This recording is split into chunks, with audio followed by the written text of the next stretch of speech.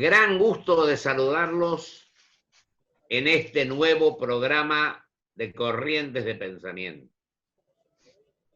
Tengo que manifestar mi gran satisfacción de que hoy tengamos el gusto de que esté con nosotros un argentino que ha honrado el prestigio de nuestro país, representándolo en distintos lugares del mundo. El embajador Pablo Tetamanti, vicecanciller de la República Argentina, ha tenido varias funciones. A pesar de su trayectoria, él ha hecho el curso de Derecho, internacional, y su padre fue director del ISEN en algún momento, porque yo también guardo un gran recuerdo como un gran argentino. Ha salido muy bien su descendiente, el embajador Pablo Tetamanti, que así ha estado como presidente de organismos internacionales, director de organismos internacionales, ha estado en Naciones Unidas, ha estado en Estados Unidos, ha estado en el Reino Unido y después fue embajador en el 1917, en la Unión Soviética, donde desplegó una magnífica actuación y ahora es el vicecanciller de nuestro país, lo cual a mí me llena de satisfacción, porque son reconocidos los méritos que tiene un hombre de su envergadura y su honestidad. Querido Pablo, te agradezco mucho tu presencia hoy en nuestro programa. Y dejo a tu criterio los temas que va a abordar, pero yo haría la pregunta, la primera pregunta sería, ¿cómo estás viendo en general el panorama por el cual está atravesando el mundo, estamos atravesando los argentinos, y que estamos tratando de integrarnos de alguna manera? Así que un gran gusto, Pablo, te agradezco mucho tu presencia. No, muchas gracias, gracias por la invitación, que me honra, y por supuesto las amables palabras de presentación que me desafían a tratar de estar a la altura de ello.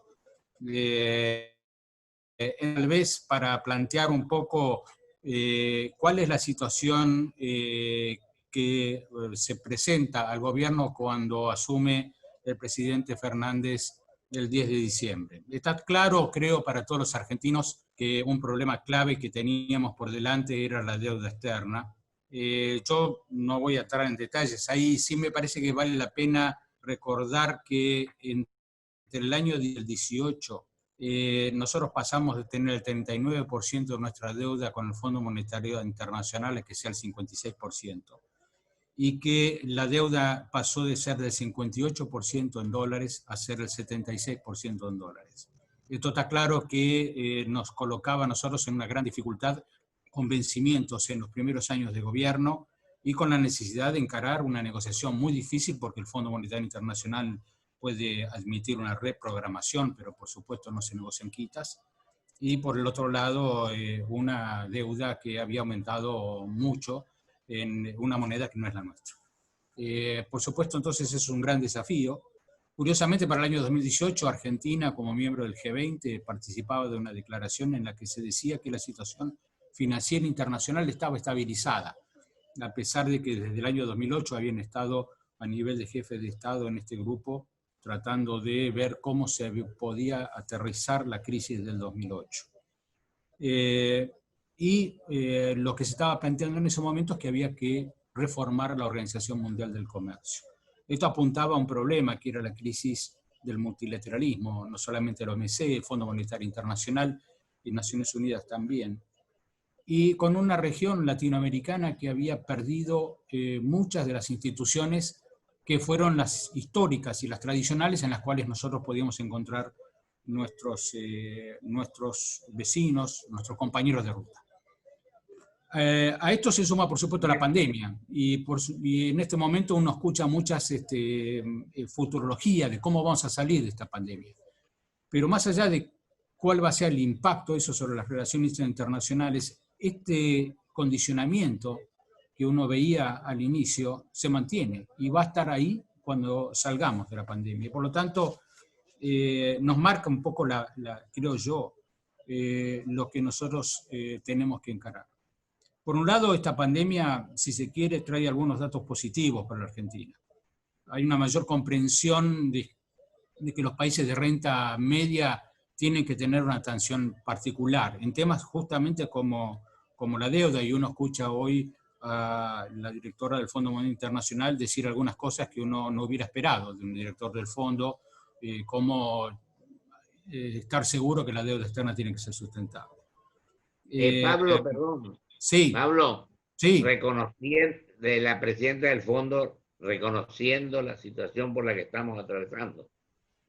Exacto. Es algo que nosotros pensábamos que por ahí teníamos que ir a tratar de convencer al Fondo Monetario Internacional, y ahora tenemos un cambio de directora, que tal vez no sea una casualidad, y una nueva directora que dice hay que entender la situación de países como la Argentina. Fue espontánea sus manifestaciones, entonces. Es positivo para nosotros. Lo que sigue manteniéndose es una crisis de multilateralismo, es decir, la Organización Mundial del Comercio no estuvo en condiciones de controlar algunos de los desvíos que se produjeron con comercio. Hubo hasta países que uno llama desarrollados que retuvieron embarques de bienes de tipo médico, decomisados, en fin, una serie de episodios que llevan a la gente a decir hay que reforzar el sistema multilateral. Nos viene bien a nosotros eso.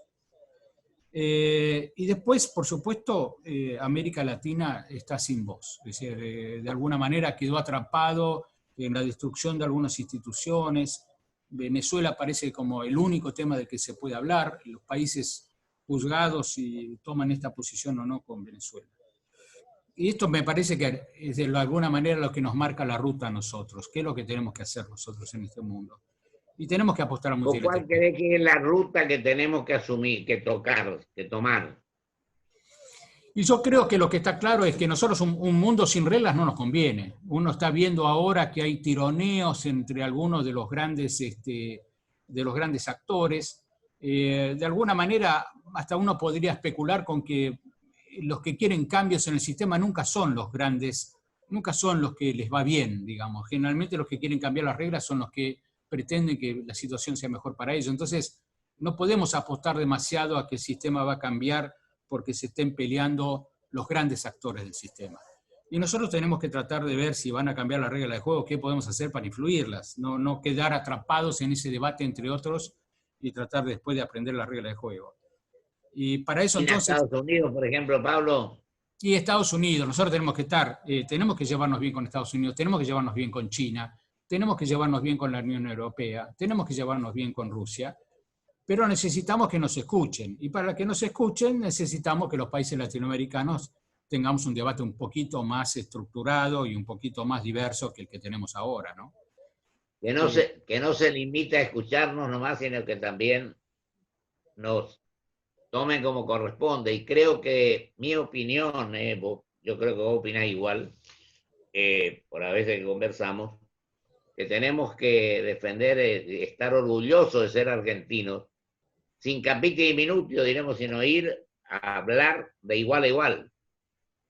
Absolutamente. Cuando uno mira y a veces escucha observaciones sobre cómo reaccionó la Argentina frente a la pandemia, creo que a veces lo que se pierde de vista es que nosotros estuvimos en condiciones, en muy poco tiempo, de reconstruir todo lo que fue la capacidad de respuesta de nuestra infraestructura hospitalaria, que nosotros estamos en unas condiciones de atender a la población argentina gracias a la ciencia y la tecnología argentina, que tiene una proyección que a veces, o sea, yo no sé cuánta cobertura mediática ha tenido, que estamos por lanzar nuevamente un satélite hacia fin de mes, el SAOCOM 2, que va a ser en Estados Unidos, que se junta con un proyecto de 4 satélites italianos más un SAOCOM 1 que ya se fue lanzado, en el cual nosotros vamos a poder distribuir información que tiene un directo impacto en la agricultura y que se puede vender a otros países. O sea, esa capacidad científica y tecnológica y que hace los recursos humanos de los argentinos no es una casualidad. Y eso no se hizo en 2 años, y no se hizo en 4, eso llevan décadas de esfuerzo que yo creo que tenemos que tener en cuenta, porque la Argentina es un país que es multifacético. Ni producimos una cosa sola, ni negociamos con un solo país. Y creo que eso lo tenemos que tomar en cuenta en nuestro afán de reconstruir la voz de la región, ¿no? Es decir, ¿Y vos qué opinás, Pablo, con respecto al Mercosur? ¿O cree que se puede recomponer? Yo creo que Yo sé que no es fácil por algunas actitudes, pero pienso que la misma Cancillería brasileña ha defendido esa posición.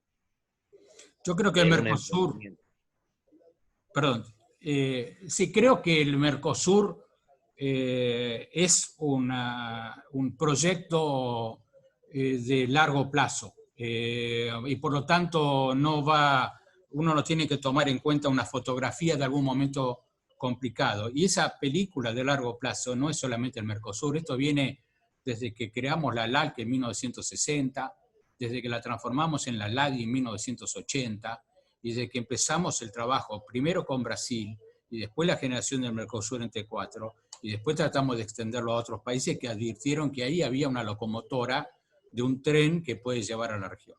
Y que tiene 2 facetas. Una es la faceta interna de integración entre los países de la región y la otra es la negociación externa. Ahora hay mucha discusión sobre la negociación externa, pero tenemos mucho trabajo por hacer en la negociación interna que hace a la vida cotidiana, ¿no? Yo creo que la gente nuestra que vive cerca de los países que integran el Mercosur, lo ven ya no como un proyecto, sino que es la vida cotidiana de ellos también, lo ven todo el tiempo. Entonces, si nosotros a eso no le prestamos la atención adecuada, no normalizamos lo que ocurre, lo vemos ahora con la pandemia. Para algunos de los argentinos puede resultar un proyecto salir o entrar del país en un momento determinado. Para muchos otros de los argentinos, la entrada y salida al país vecino es una cosa de todos los días. Eso es la esencia de la integración. Entonces, si nosotros no vemos esa realidad, nos vamos a equivocar mucho. ¿Y cómo se negocia con los...? Sí. Otra cosa que yo creo que tenemos que tener en cuenta, me parece, y vos sabés mejor que nadie, porque la tarea magnífica que hizo tu padre dirigiendo el ISER, yo creo que los embajadores tenemos que convencernos, no sé si ahora fue o no, yo considero que alguna vez, o no alguna vez, sino lo más urgentemente posible, tenemos que tener en cuenta a los embajadores de carrera, los embajadores que estudiaron, que se prepararon para llevar a cabo esta función. Yo no sé qué opinás vos de eso, pero bueno, vamos a poner, te libero de esa opinión porque sos embajador de carrera, pero es un acérrimo defensor que en estas circunstancias que vive el mundo tenemos que integrarnos, tenemos que estar en el mundo, pero defendiendo con gran espíritu de argentinidad, pero con embajadores que se han preparado notablemente. Yo creo que los políticos o los que no son políticos pero realizan otra tarea, no están en las mismas condiciones que ustedes que estudiaron y que se prepararon para esto. Bueno, yo agradezco que me liberes de dar una opinión personal porque evidentemente estoy condicionado por el hecho de ser un funcionario del Cuerpo Permanente de Servicio Exterior, pero lo que sí creo que es claro es que el mundo que viene es un mundo que vamos a tener que entenderlo, y para entenderlo hay que saber mucho de historia y saber mucho de las relaciones tradicionales, porque no es que el mundo que viene es un mundo con una hoja en blanco. Esa hoja en blanco en realidad no existe, no la tenemos ni nosotros ni nadie. Uno tiene los amigos históricos, tiene los desafíos históricos, tiene que entender exactamente hasta qué punto cada una de las personas con las que estamos conversando le interesa. Esto es igual que las relaciones humanas. nadie empieza en blanco porque dice empiezo el lunes una nueva vida, porque el barrio es el mismo, los vecinos son los mismos y uno tiene esa vida que lo condiciona. Y lo mismo ocurre en las relaciones internacionales. Por lo tanto, el conocimiento de qué es la Argentina es clave. Si nosotros no estamos plenamente conscientes de qué es la Argentina, es muy difícil que podamos defender lo que uno quiere defender y por eso uno se ve atraído por lo que es la carrera diplomática. Y si yo no Claro, sé porque cuál... si uno no sabe lo que está defendiendo y la postura que tiene que adoptar en beneficio de los 44 millones de compatriotas, indudablemente que no vamos a obtener el resultado que necesitamos y esperamos. Y esto lo pueden hacer los que saben. Ninguna persona que no conozca el tema puede salir a defender situaciones que son de suma importancia. Hoy hablaste hoy, me parece al comienzo, de los organismos multilaterales. En eso, ¿cómo estás viendo, querido Pablo? Y Nos quedan 6 minutos, así que con total tranquilidad. yo creo que los organismos multilaterales están pasando por un momento muy difícil. Cualquier estudiante de Derecho o de Política Internacional se ocupa del Consejo de Seguridad y aparece como el órgano más importante de lo que más preocupó después de la Segunda Guerra Mundial y de la Primera, que fue la paz y seguridad. Y si uno mira de cerca el Consejo de Seguridad, uno advierte que prácticamente se encarga de los grandes conflictos cuando han sido resueltos en otro lado. Si el Consejo de Seguridad termina siendo un lugar en donde se le da un control de calidad a negociaciones que estén teniendo lugar en otro lado. No quiero hacer listado de conflictos que subsisten a pesar de la pandemia. Hay muchos países en donde se sigue combatiendo de manera armada. Hay enfrentamientos muy difíciles de controlar. Hay una carrera armamentista e incluso nuclear en ciernes y de nuevo no vemos nosotros que ese órgano al que le habíamos confiado esté a la altura. El Fondo Monetario Internacional, que fue creado para la estabilidad financiera mundial, no pareciera estar a la altura. El Banco Mundial, que había sido generado para tratar de dar apoyo al desarrollo de los países, pareciera tener un techo. La Organización Mundial del Comercio, que supuestamente buscaba que todos comerciáramos entre nosotros, empezó a tener graves dificultades antes de la pandemia para servir como foro para conciliar conflictos comerciales. Entonces, si uno mira lo que eran los tres factores de producción, lo único que sobrevive un poco es la OIT, con el trabajo, que más o menos se mantiene en una trabajo. Pero la parte financiera y la parte de capital está con complicaciones. Entonces, ahí tenemos el gran desafío, porque se va a reconstruir eso de alguna manera, y porque no va a haber ausencia de reglas, y a nosotros nos queda, o como en alguna época en el pasado, aprender las reglas de juego, del nuevo juego, y tratar de jugar bien, y tal vez incluso hasta salir campeones, o tal vez tener un poco más de incidencia en la formación de las reglas de juego. Mi padre me recordaba hace muchos años, cuando le pregunté por qué era tan importante América Latina en la creación de Naciones Unidas, un dato que yo debiera haber sabido antes que me lo dijera, y era que solamente había 54 países en el mundo en ese momento, y de esos 54 estaban todos los países latinoamericanos. Hoy los latinoamericanos son los mismos, y en realidad hay 193 países en Naciones Unidas. Entonces, es evidente que el desafío es mayor. Lo que vos decís es totalmente lo que tenemos que hacer. Pero hacerlo, como te decía yo, con el orgullo de ser argentino y con decisión y coraje avanzar. Porque en ese aspecto, en muchos otros, estamos rezagados en algunas cosas. Tenemos que tratar de ganarle tiempo al tiempo en ese aspecto. Yo coincido totalmente. Creo que nosotros tenemos que tener en cuenta que nuestra realidad es nuestra realidad. Nosotros podemos tener países que sean amigos nuestros, pero a la hora de la verdad somos nosotros los que vamos a ser defensores de lo nuestro. Y para ser defensores de lo nuestro tenemos que, de nuevo, reitero, saber bien quiénes somos saber bien cuáles son nuestros intereses. Y hay intereses que son comunes, porque son el resultado de toda una historia de la República Argentina. Y si nosotros no defendemos eso, y el resto de los países no le va a importar tener que trabajar sin la República Argentina.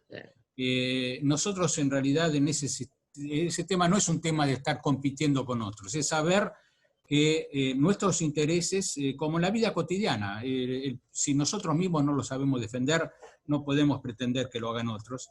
Estamos con una serie de circunstancias que son muy particulares de la Argentina. Nosotros tenemos grandes capacidades de integración social que a veces subestimamos. Tenemos una clase media de una importancia que a veces subestimamos. Tenemos una capacidad de capacitación en la población argentina, que tiene que ver con la escuela pública, que tiene que ver con el acceso a las universidades, que no son cosas compartidas internacionalmente.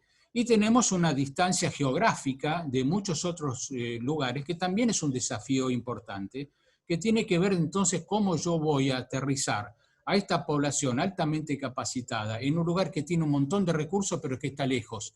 Y eso es muy fácil a partir de ahí empezar a deducir que yo tengo que ocuparme de mi infraestructura, que yo tengo que ocuparme de cómo voy a tener los avances científicos y tecnológicos, que yo tengo que ver cómo voy a integrarme porque no puedo quedar aislado de los avances internacionales y saber que soy competitivo, saber que los argentinos estamos en condiciones de hablar igual con cualquiera. Por eso no fue casual que yo hiciera la mención al satélite SAOCOM, porque es un satélite que fue desarrollado, diseñado y construido enteramente en la República Argentina. No hay muchos países en el mundo que puedan hacer eso. Entonces, esas son cualidades que nosotros no debemos subestimar, no debemos creer que son algo pasajero, ni tampoco tenemos que creer que es algo permanente. Si nosotros queremos tener eso, tenemos que seguir insistiendo. Y ese camino lo supieron marcar los argentinos del pasado. Bueno, vamos para adelante. Y yo muchas veces cuando escucho que se habla de la grieta y de la división en la Argentina, la verdad es que hay distintas opiniones, pero francamente no me parece que llegue al punto que nosotros no podamos reconocer que tenemos cosas en común en las que podemos trabajar todos. Cuando uno habla de divisiones, hay países que lamentablemente esa división nos lleva a conflictos armados. Nosotros hemos pasado por circunstancias muy difíciles, pero las hemos sabido dejar atrás. Y esa realidad de Argentina tampoco es una realidad que han sufrido todos los países de la región. Entonces, sepamos que eso es lo nuestro, que esa es nuestra historia, que ahí es donde tenemos que construir, pero que lo importante, como tú mismo decías, es ahora y cómo voy para adelante. Y en eso somos 44 millones, espero que seamos más, y sepamos, espero yo también, saber cómo hacer para hacer oír nuestra voz, porque ese es el desafío. ¿Sabes qué contás? Con mi convicción en eso, yo siempre te digo que las relaciones exteriores son fundamentales, manejarla con este criterio que vos lo estás planteando, y no puedo firmar con las dos manos, pero con una mano te firmo, y te felicito. Te agradezco mucho, Pablo, sabes lo tirano que es el tiempo. Te mando un gran abrazo, te agradezco profundamente tu presencia, y la verdad es que ha dado una clase magistral de lo que tenemos que hacer para que nos vaya bien a los argentinos. Siempre tenemos tiempo, pero avancemos desde ya para no quedarnos retrasados o a la saga de los acontecimientos. Te agradezco muchísimo tu presencia. Gracias. Un abrazo enorme. Abrazo igual. Vamos a un corte y vuelvo con mis conclusiones.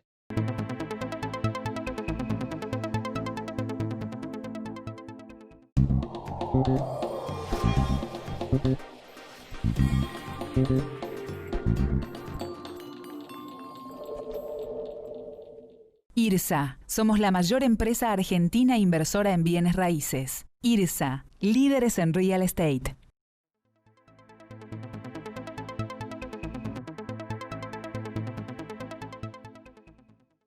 Grupo Petersen, desde 1920, construyendo el país. Si tuviste COVID-19, podés ayudar a salvar vidas. Dona tu plasma. Legislatura de la Ciudad Autónoma de Buenos Aires. En Galicia estamos con vos. Y estar con vos significa ayudarte cuando lo necesitas. Por eso tenemos préstamos personales, adelantos de sueldo, créditos para autónomos y monotributistas y alternativas de financiación para tu empresa. Conoce más en bancogalicia.com. Y si tenés dudas, escribinos en Facebook o Twitter. Encontremos juntos la mejor opción para salir adelante.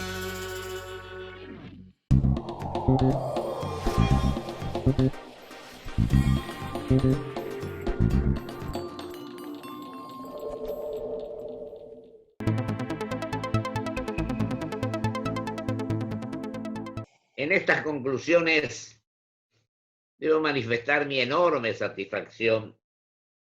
Lo decía al comienzo con respecto a lo que significa mi amigo y gran embajador Pablo Tetamante. Y ahora lo digo posteriormente, porque me ha convencido enormemente sus manifestaciones, su conocimiento, su equilibrio, y que realmente la política exterior que debemos tener es esta que él acaba de manifestar.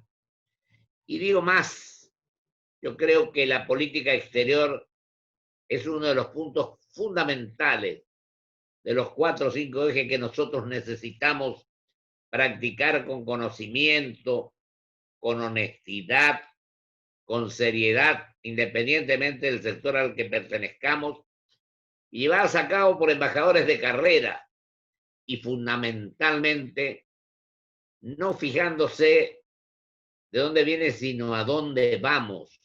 Y por otra parte habló también el embajador Tetamanti de lo que hay que hacer de ahora en adelante. Comprender las situaciones en las cuales está viviendo el mundo y ajustarse a lo que realmente le corresponde a nuestro país. Yo le agrego, mejor dicho, se lo dije a él, que creo que los argentinos tenemos que hacer primar nuestro orgullo de ser argentinos, conociendo los temas y tratando con los cuales dialogamos y planteamos las inquietudes de la misma manera que fueran más poderosos de los países del mundo.